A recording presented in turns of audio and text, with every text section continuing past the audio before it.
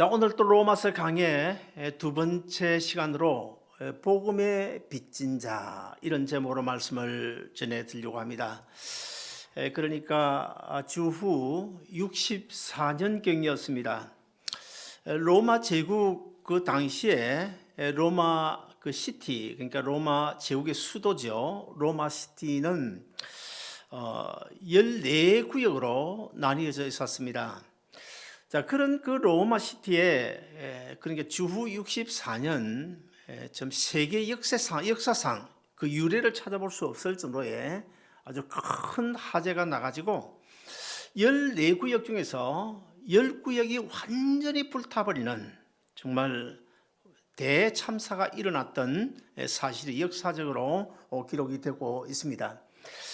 그 로마 시티 화재 원인에 대하여 여러 가지 한 몇 가지 설이 있습니다만은 그러나 대부분의 역사학자들은 바로 로마 제국의 황제였던 네로가 방화의 주범이다, 그렇게 지목을 했습니다.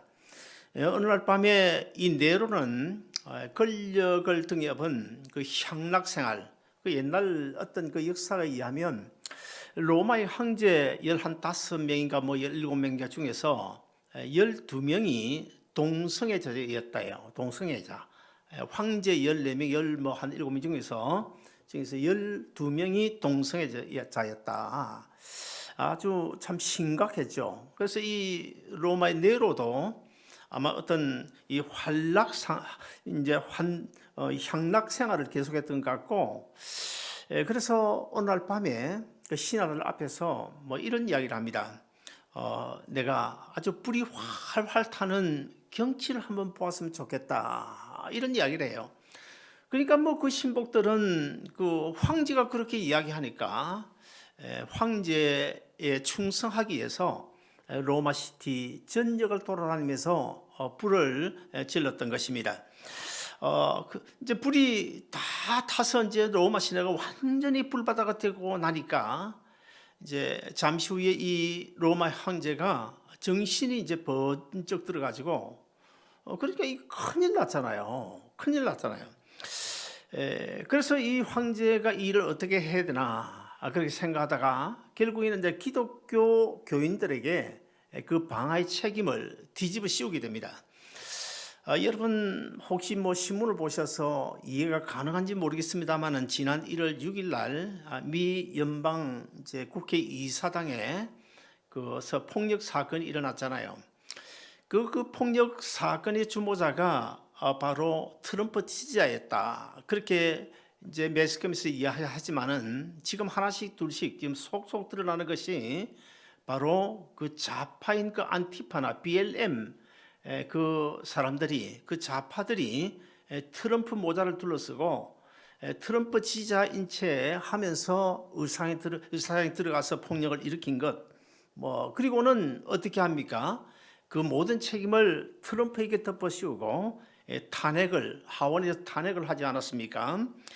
그와 똑같이 이 네로도 그 방화의 책임을 실제는 자신이 방화의 주모자인데 그 책임을 기독교인들에게 덮어씌우고 기독교인들에 대하여 아주 박해를 하기 시작을 했습니다. 많은 성도들이 체포가 되어져서 십자가에 달려 죽기도 하고, 또 아니면 그 화형을 당하기도 하고, 또 얼음 구덩이에 던져서 죽기도 하고, 또 아니면 원형 경기장에서 맹수의 밥이 되기도 하는 그런 이제 말할 수 없는 핍박 가운데 처해져 있었습니다. 그때 사도 바울이 어디 있었냐면 그리스의 니고폴리에서 전도하고 있었습니다. 그 전도하고 있다 그 로마 교회 성도들이 그런 박해를 당하고 있다는 소식을 접하고 즉시 로마 시티로 들어가게 됩니다. 그리고는 또 다른 곳에 있던 베드로도 로마 시티에 왔어요.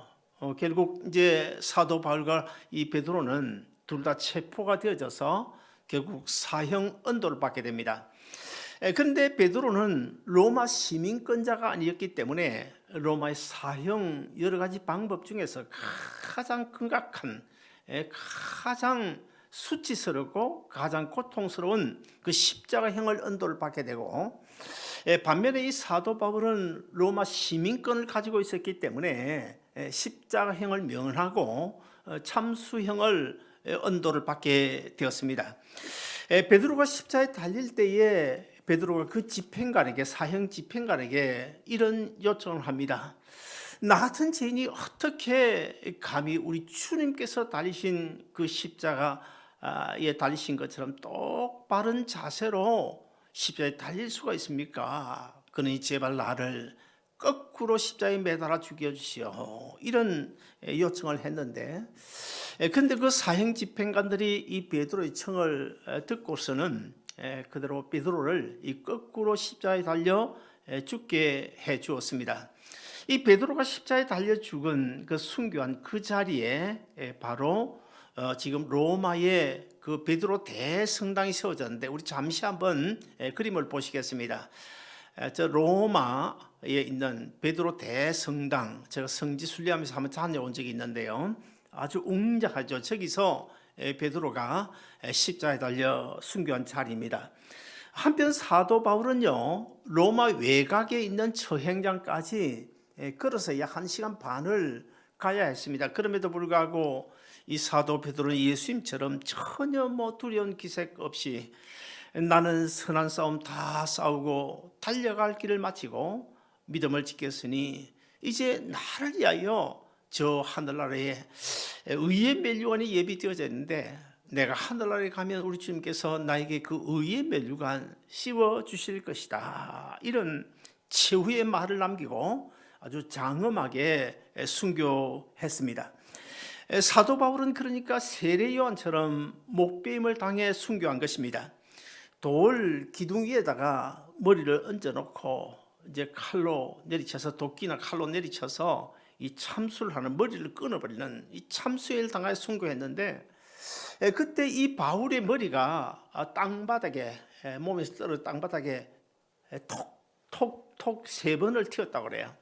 3번을 땅바닥에 튀면서 그 튈 때에 피가, 머리에서 흘러나온 피가 툭툭툭 떨어졌는데, 그 핏방울이 떨어지는 곳곳마다 아주 맑은 샘물이 흘러나왔다, 그렇게 전해지고 있습니다. 그래서 바울이 순교한, 참수형을 당해 순교한 그 자리에 바로 세계의 분수, 세계의 샘터라는 그런 의미로 트레폰테나라고 하는 그 교회가 세워져 있는데, 지금도 세워져 있는데 같이 한번 우리 보시겠습니다. 저기 새 분수교회, 새 샘터 교회, 이런 이름으로 바울이 순교한 바로 그곳에 세워진 교회입니다.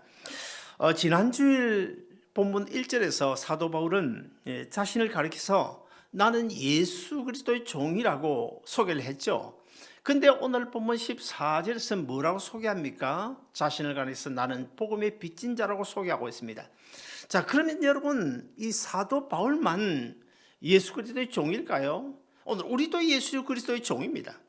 사도 바울만 복음의 빚진 자일까요? 아닙니다. 오늘 우리도 복음의 빚진 자라는 사실을 우리가 알아야 됩니다. 그래서 저는 오늘 이 시간에 이 복음의 빚진 자라는 그런 제목으로 말씀을 전해드리고자 하는데요. 먼저 첫째, 우리 또한 사도 바울처럼 복음의 빚진 자라는 사실을 늘 깨닫고 살아야 됩니다. 나는 복음의 빚진 자다. 나 같은 죄인을 구원해 주셔서 영원한 생명 주셨는데 내가 그대로 있었는데, 이 엄청난 큰 빚을 졌는데 어떻게 내가 그냥 내 마음대로 살아갈 수 있냐. 나는 복음의 빚진 자에 나는 복음의 빚을 갚아야 돼. 이런 자세로 우리가 살아가야 될 것입니다. 이스라엘 백성들이 그 바벨론에 70년 동안 정말 긴 세월 포로 생활을 하죠. 사실 포로라 그러면 다른 말로 하면 노예나 마찬가지죠. 그 포로 생활을 하는데 70년이 지나서 바벨론이 이제 정복을 당하고, 페르시아의 정복을 당하고, 페르시아의 제1대 왕이 누구냐? 고레스입니다. 이 고레스가 왕이 되고 나서, 물론 하나님의 예언 가운데 그 내용들이 다 성경에 예언되어져 있습니다만은, 이 고레스 왕이 이제 페르시아 왕, 바벨론의 왕으로 등장을 하면서 이제 모든 유대인은 다 자유다. 그러므로 너희의 고국인 예루살렘으로 돌아와도 좋다라고 하는, 소위 말해서 고레스 칙령을 발표를 하게 됩니다. 지난주일 말씀드린 바와 같이 이 사실 노예, 이 종은 사실 노예라 같죠. 이 노예에 대해서 제가 지난주에 뭐라고 설명했습니까? 노예는 생명이 있어 숨쉬고 살아가지만은 사실 자기 생명이 아닙니다. 이 노예는 어제가 없어요. 어제가 없기 때문에 오늘도 없고 오늘이 없기 때문에 내일도 없습니다. 미래가 없이 사는 것이 노예입니다. 자기의 생각도 없고 또 자기의 어떤 의지나 어떤 계획도 없이 살아가는 그저 당나귀처럼 살아가야 되는 그것이 바로 노예인데, 저는 이렇게 비유를 하고 싶어요. 옛날에 태풍이 와서 이 오렌지 카운티에 많은 길거리 야자수들이 그냥 길바닥에 쓰러져 뒹굴어져 있는 그런 것을 제가 보았습니다. 그것을 제가 보면서 범죄한 인간의 모습이 바로 저 같구나. 나는 살았다, 나는 생명이 있다고 큰 소리치고 살지만은 사실 우리가 하나님의 시각으로 보면 예수님의 십자가에 못 자고 난 그 목공을 통해서 바라보면 뭐라고 우리가 의학적으로 진단을 해야 되겠습니까? 길거리에 나둥그러져 있는 그 야자수를 가리켜서 저는 살았으나 죽은 상태다, 그렇게 말할 수밖에 없는 거예요.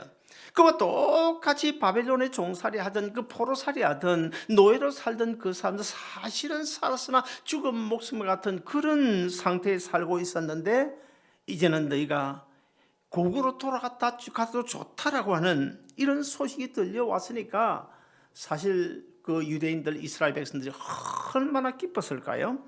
그때 유대인들에게 들려진 그 해방의 소식을 가리켜서 유한겔리온이라고 그러는데, 이 유한겔리온은 한마디로 얘기하면 기쁜 소식이죠. 해방의 기쁜 소식을 의미하는데, 그런데 이 유한겔리온이 나중에 세월이 지나면서 어떻게 뭘로 번역이 됐습니까? 영어로 가스펠로 번역이 되어지고 결국 복음으로 번역이 되어졌는데요.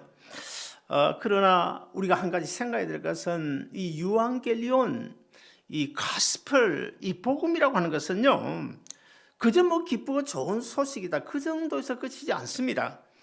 죽었던 생명이, 이 복음이라고 하는 것은 죽었던 생명이 다시 살아나서 숨쉬는 소리다, 그렇게 저는 말하고 싶은데요. 이 복음이라고 하는 것은요, 두 가지 측면에서 우리가 생각을 해야 됩니다. 첫째 하나는 역사적으로 이스라엘 백성들이 바벨론에서 해방된 그 기쁜 소식을 의미하고 있고, 그 다음에 두 번째는 영적으로는 어떤 의미가 있을까요? 이 복음은 죄로 인해서 영원히 죽었던 우리를 하나님께서 자기 아들 예수 그리스도를 십자가에 죽여 주심으로 우리를 구원해 주시겠다, 아니면 주셨다라고 하는 그 소식, 그 구원의 소식, 바로 하늘로부터 들려온 생명의 소리다. 복음을 우리가 그렇게 번역하면 좋을 것 같습니다. 오늘 본문에 보시면 이 사도 바울은 자신을 가리켜서 뭐라 그럽니까? 자신 헬라인이나 야만인이나 지혜 있는 자나 아니면 어리석은 자에게 있어서 내가 복음에 빚진 자라, 그렇게 말씀하고 있는데, 자, 그러면 이 생명의 소리는 바로 사도 바울로 하여금 가만 있게 못했다는 거예요. 가만 있게 못했다는 것입니다. 사실 오늘 우리도 이 생명의 소리를 들은 자들 아닙니까? 하늘에서 들려오는 이 생명의 소리를 들었기 때문에 그 생명의 소리를 듣고 우리가 오늘 이 자리에 앉아 있는 것 아닙니까? 그렇다고 한다면 이 부르심을 받고, 하나님의 부르심을 받고 먼저 예수 믿고 구원 얻은 자는 바로 사도 바울이 지금 말씀하고 있는 것처럼 복음에 빚진 자들이라는 사실을 우리 결코 잊어서는 안 된다는 것입니다. 어떻습니까? 여러분은 나는 복음에 빚진 자라, 그런 생각 한두 번 해본 적이 있습니까? 자, 분명 그런 생각을 해본 적이 있었을 것입니다. 지금도 이 자리에 계신 여러분은 그렇게 생각하실 것입니다. 나는 복음에 빚진 자다. 그런데 왜 그렇게 생각한다면, 그런데 왜 복음의 빚을 갚으려고 하지 않습니까? 왜 전도하지 않는 것입니까? 제가 이렇게 말하면 내가 뭐 무슨 빚을 져? 교회 나와주고 예수 믿어주는 것 고맙게 생각해야 되지. 그렇게 생각하십니까? 그렇게 생각하신다면 정말 그것은요, 큰일 날 생각이라는 사실도 우리가 알아야 됩니다. 바울이 복음의 빚을 졌다라고 하는 것은 돈 몇 푼 그 내가 갚으면 되지 그런 빚을 이야기하지 않습니다. 그리고 지금은 내가 못 갚지만은 내가 열심히 일해서 갚아줄 거야 라고는 그런 빚도 결코 아닙니다. 이 복음의 빚을 저는 어젯밤에 설교를 리뷰하면서 가만히 생각하면서 이런 정의를 내리고 싶더라고요. 복음의 빚이 뭐냐? 복음의 빚은 절대로 다 갚을 수 없는, 그럼에도 불구하고 갚아야 되는 빚. 이해가 되십니까? 좀 어려웠을 텐데요. 사실 우리 찬송가에도 그런 가사가 나오지 않습니까? 늘 울어도 눈물로서 갚을 길 없어 이 몸 주님께 바칩니다. 무슨 말입니까? 내가 생명이 끊어져야 복음의 빚을 갚는 그 입장에서 끝난다는 거야. 그러므로 이 복음의 빚이라고 하는 것은 절대로 우리가 평생 어떤 방법을 해도 다 갚을 수는 없는, 그럼에도 불구하고 나는 끝까지 갚아야 되는 빚, 이 빚 우리가 꼭 기억해야 되겠고요. 여러분 칠레의 남부 그 늪지대에 가면 이 리노 데르마르라는 그 개구리가 있어요. 이 개구리가 거기에 많이 서식을 하고 있는데 이 개구리는 암컷이 이제 이 알을 이제 많이 이게 알을 낳으면 옆에 있던 그 수컷 그 아빠죠. 이 수컷 개구리가 그 암컷이 낳은 그 개구리 알을 몽땅 집어 삼켜 어디다 보관하는가 하면 개구리가 울 때 개구리가 소리 내는 그 소리 주머니가 안에 있잖아요. 목 안에 소리 주머니에 그 알들을 다 넣어서 보관을 합니다. 삼켜 보관을 하면 언제까지 보관을 하냐?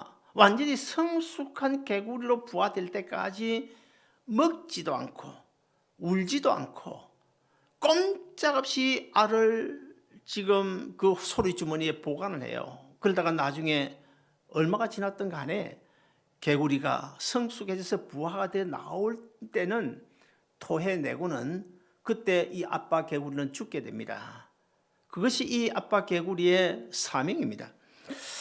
제가 발명가 기질이 있어 그런지 몰라도 이 성경을 해석하면서 좀 참 때로는 좀 엉뚱한 그런 의문을 나 스스로 의문을 품고 그 의문을 해석하려고 제가 참 노력을 많이 해요. 아마 그 조금 어찌 보면 좋지 않은 습관이고 어찌 보면 좋은 습관이라 볼 수 있는데 아마 어떤 발명가의 기질 때문이 아닐까 그렇게 생각합니다.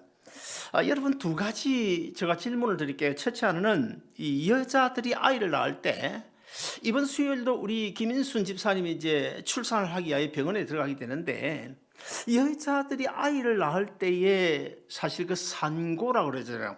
해산의 고통, 그 산고. 왜 산고, 해산의 고통? 그 해산의 고통을 뭐라고 그럽니까? 죽을 만큼의 고통이라고 그래요. 경험해 본 사람은 다 죽을 만큼의 고통이라고 그래요. 왜 해산하는 그런 그 잉태하고 해산하는 고통을 당하는 것일까?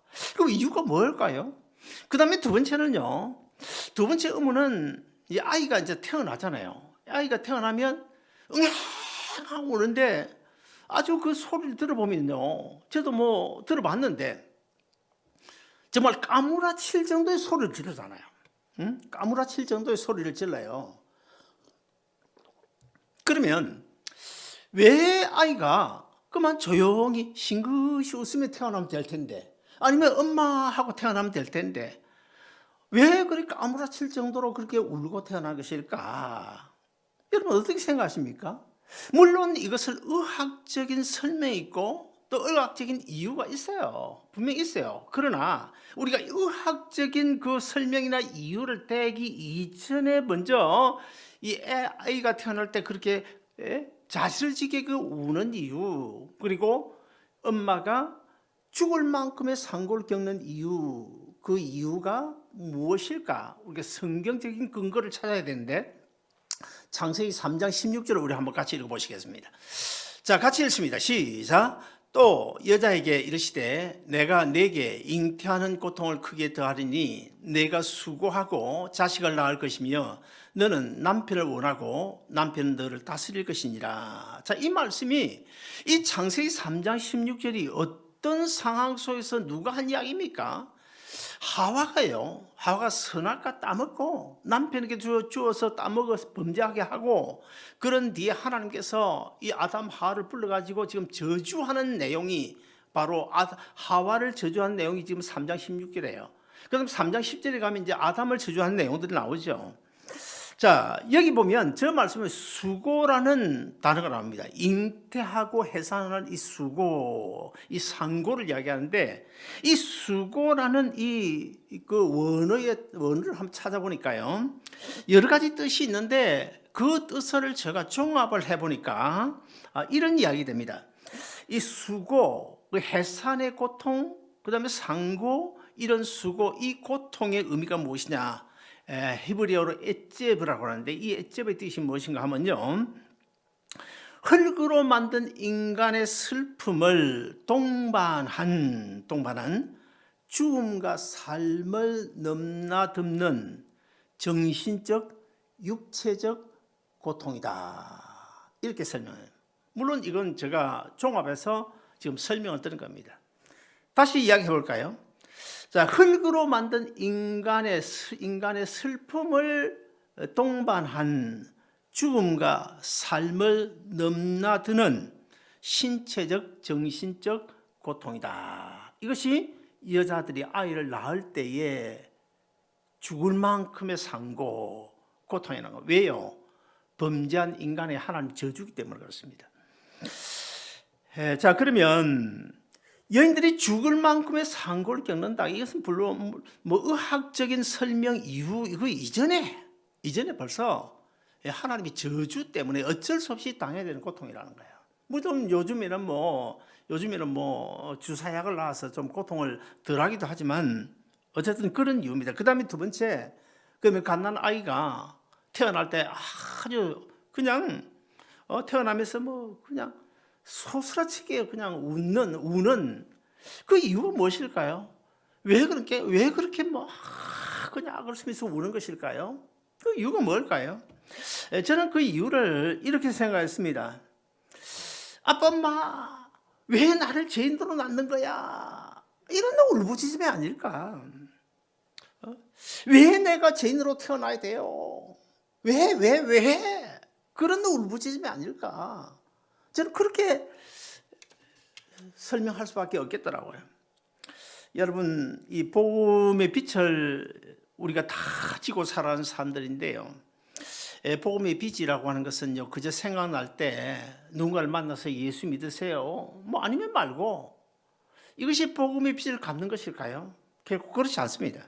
이 복음의 빛을 갚는다는 것은 영원히 죽어야 될 내 대신 십자가에 주신 예수님의 그 은혜를 생각하고 구원의 감격과 감사한 마음으로 자기 희생을 통해서 내가 만든 예수 그리스도의 그 고귀한 생명을 분식 심어주는 그런 전달자, 그 생명을 전달해주는, 그 소식을 전해주는 그런 일이 바로 복음의 빚진 자임을 우리가 꼭 기억해야 될 것입니다. 자, 그 다음에 두 번째로는 이 바울이 로마에 가기를 크게 오늘 본부터 사모하고 있잖아요. 한 번도 아니고 계속 지금 내가 로마에 가야 되는데 못 가고 있다, 가야 되는데 못 가고 있다, 그러면서 나중에 이제 하나님 앞에 간절히 로마 교인들을 위해서 기도하는 장면이 나오잖아요. 우리는 조금 전에 이제 사도 바울이나 베드로가 순교하는 장면을 살펴봤는데요. 자, 그러면 사도 바울이 생전에 왜 그렇게 로마에 가고 싶어 했을까? 어디 죽을 데가 없어서 로마에 가서 죽기 위해서 그렇게 가고 싶어 하신 것일까? 결코 아니라는 거예요. 왜 그러면 로마에 가고 싶어 했을까요? 바로 그것은 복음의 세계화에 대한 열망 때문에 사도 바울이 로마에 가고 싶어 했던 것입니다. 무슨 말인가 하면, 로마는 지금의 미국보다 훨씬 아주 세계 최강대국이죠. 아주 유일한 세계 최강대국이죠. 그러면 로마를 정치적으로나 경제적으로 아니면 사회적으로, 지금 뭐 중공이 미국만 넘어뜨리면 전 세계가 완전히 공산화되기 때문에 그 문제가 지금 다 하나씩 지금 드러나고 있는 상황이잖아요. 지금 사도 바울도 지금 그와 비슷한 생각을 하고 있는 거예요. 공산화가 아닌 복음화에 대해서 비슷한 생각을 가지고 있는 거예요. 내가 이 로마에 가서 복음을 전하면 전 세계에 복음을 전하는 것과 똑같다. 그러므로 내가 어떻게든지 살아생전에 로마에 가서 복음을 전해야 되겠다. 그런 이 복음의 세계화에 대한 열망 때문에 사도 바울이 그렇게도 로마에 가고 싶어 했던 것입니다. 사랑하는 여러분, 오늘 본문 우리 8절 한번 같이 읽어보실까요? 같이 읽습니다. 시작. 내가 예수 그리스도로 말미암아 너희 모든 사람에 관하여 내 하나님께 감사함은 너희 믿음이 온 세상에 전파됨이로다. 로마만 복음화되면 전 세계가 복음화된다, 이런 열망 때문에, 사실 그렇지 않습니까? 우리가 지난 기독교 2000년 역사를 살펴보면 지금 전 세계 인구가 한 80억 가까이 되는데 78억 되는데요. 그 많은 그 전 세계 인구 가운데 기독교 신자, 예수님 이름 하에, 뭐 교파는 달라도 예수님 이름 하에 종교 생활하는, 기독교 생활을 하는 사람이 얼마든지 아십니까? 약 한 32% 내지 많게는 35%, 그러니까 전 세계 인구의 3분의 1이 결국 예수를 믿는다고 말하기는 좀 어렵지만 여하튼 기독교 신자라 그렇게 말할 수가 있는데요. 만약의 경우에 사도 바울이 로마의 복음을 전하지 않았다면, 로마의 제수로 끌려가 가지고 로마의 복음을 전하지 않았다면, 로마에서 참수를 당하고 순교하지 않았다고 한다면, 사실 이렇게 32%, 35%, 전 세계 3분의 1 되는 그 수많은 사람들이 예수를 믿게 되었을까? 오늘 우리 또한 예수 믿고 이 자리에 앉아 있을 수 있었을까? 저는 아니라고 봅니다. 불가능했다고 봅니다. 옛날에 저는 이 아주 체면을 아주 중시한 그런 사람이었습니다. 그래서 이 노방전도 이런 것들 잘 하지 못했어요. 우리 교회가 이제 개척하면서 개척 멤버가 아무도 없으니까 저하고 집사람이 늘 그냥 마켓에 나가서 책 들고 나가가지고 노방전도를 했는데요. 그때만 해도 제가 너무 누구 혹시 만나면 어떡하나 체면을 중시해가지고 나는 가서 이걸 나눠주고 전도를 처음에 쉽게 못했어요. 처음 나갔을 때는 나는 차 뒤에 숨어있고 제 아내는 마켓 입구에 가서 전도하고 그렇게 한 적이 있는데요. 여러분, 이 체면 중시하면 절대 전도 못합니다. 그리고 또 한 가지는 정말 복음의 열정이 있으면 내 별것 아닌 그 자존심, 체면 이런 것들이 복음 전하는 일 방해하지 못해요. 그래서 내가 사실 전에 그 뒤에 사우나에 가가지고 홀딱 벗고 전도해가지고 우리 교회 전도한 사람들이 있잖아요. 홀딱 벗고 사우나에 가서 전도해가지고 우리 교회 데리고 온 사람도 있었는데, 사랑하는 여러분, 사도 바울이 생명을 희생하면서 로마에 전한 복음이 전 세계에 확장되었던 것처럼 오늘 우리 아름다운 동산교회도 이 사도 바울 같은 그런 복음의 열정을 가지고 정말 이 마지막 때에 정말 하나님 나라 확장을 위하여, 우리 차장로님 기도한 것처럼 하나님 나라 확장을 위하여 정말 귀하게 쓰임받는 여러분 모두 되시길 주 이름으로 축원드립니다. 마지막 세 번째로 이 복음에 빚진 자 된 우리의 자세는 그러면 이 마지막 시대에 어떻게 해야 될 것인가? 여러분, 한국 신학대학 한신대라고 그러죠. 한국 한신대학교 교수였던, 지금은 아마 은퇴했을 것입니다. 정태기 목사, 치유사역 전문가인데 책도 많이 쓰고 이런 분이신데, 이 정태기 목사님이 미국에 유학을 할 때에 전라도 소록도 나한자들 수용되어 있는 이 소록도에 관한 책을 접하게 됐어요. 그 책을 읽고는 너무너무 큰 감동을 받게 됩니다. 그래서 그는 이제 유학을 마치고 귀국을 하자마자 어느 날 이제 소록도를 찾아갔습니다. 소록도를 찾아갔는데 그날 저녁 금요 예배에 참석을 하게 됐는데, 그 금요 예배를 하는 중에 마침 들어가니까 통성기도 시간이었습니다. 그 통성기도 시간에 이제 뒤늦게 가서 적당한 중간에 자리를 잡고 앉아서 같이 이제 기도를 했어요. 같이 기도를 하는데 뒷자리에서 들려오는 소리가 가만히 들어보니까 아무래도 충청도 사람 같아. 그래서 어떤 기도 소리가 들려오는가 하면 하나님 은혜, 너무 큰 이 하나님의 은혜 내가 어떻게 갖는디유, 이 충청도식으로 그렇게 기도를 하는 거야. 아주 간절하게 애절한 그런 기도 소리가 들려왔습니다. 그래서 눈을 뜨고 뒤를 돌아보니까 구멍만 5개 뻥 뚫린 어떤 그 중년인지 뭐 노년인지 남자분이었는데요. 예, 근데 어떤 막대기 하나가 옆구리를 꾹 찌르면서 예배 끝나시오 하더랍니다.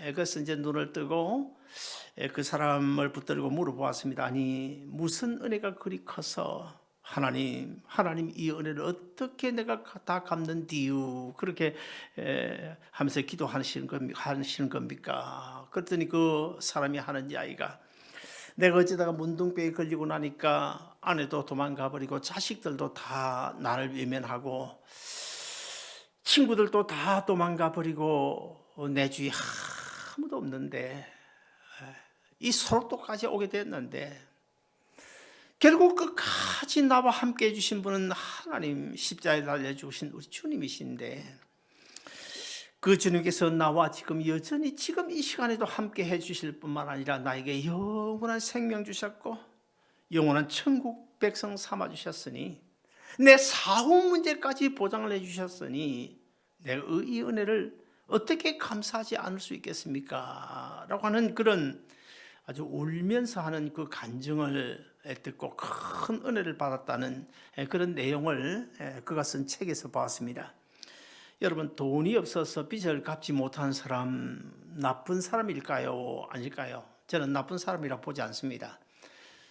아무리 노력을 해도 돈이 없어서 빚을 갚지 못한다, 나쁜 사람이라고 보지 않습니다. 반면에 갚을 능력이 있음에도 불구하고 빚을 갚지 않는 사람, 그 사람 정말 나쁜 사람이죠.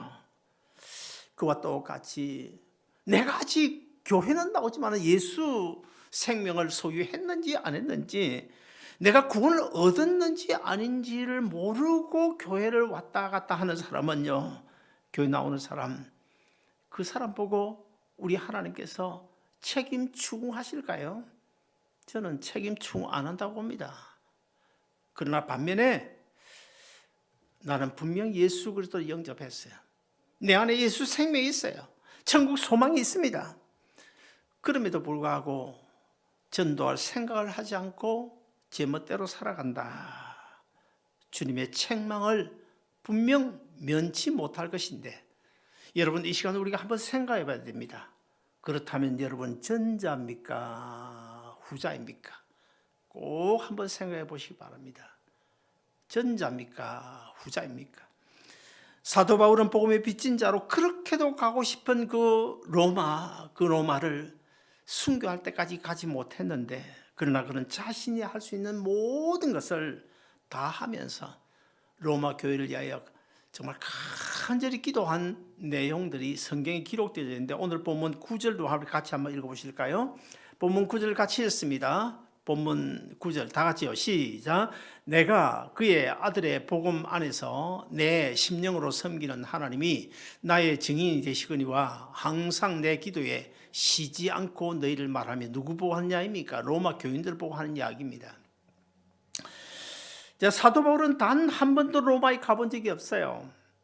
누구도 만나본 적이 없습니다. 그럼에도 불구하고 로마 교회 성도들이 이 사도 바울의 마음속에 딱 자리를 잡고 있었기 때문에 비록 몸은 가지 못하지만은 마음은 로마에 가 있었고, 그래서 로마 교인들을 위하여 정말 기도하면서 복음의 빚진 자로 내가 어떻게든지 로마에 가서 복음을 전하는 것이 나를 구원하신 그 주님의 은혜에 보답하는 것이고 바로 복음의 빚을 갚는 것이다, 그런 생각을 가지고 살았습니다. 우리 교회가 22년 전에 개척을 할 때에 주위에 제가 아는 많은 사람들 20불, 50불, 100불, 500불, 1000불, 2000불 이렇게 헌금을 해준 분들이 적어도 아마 30명, 수십 명이 될 겁니다.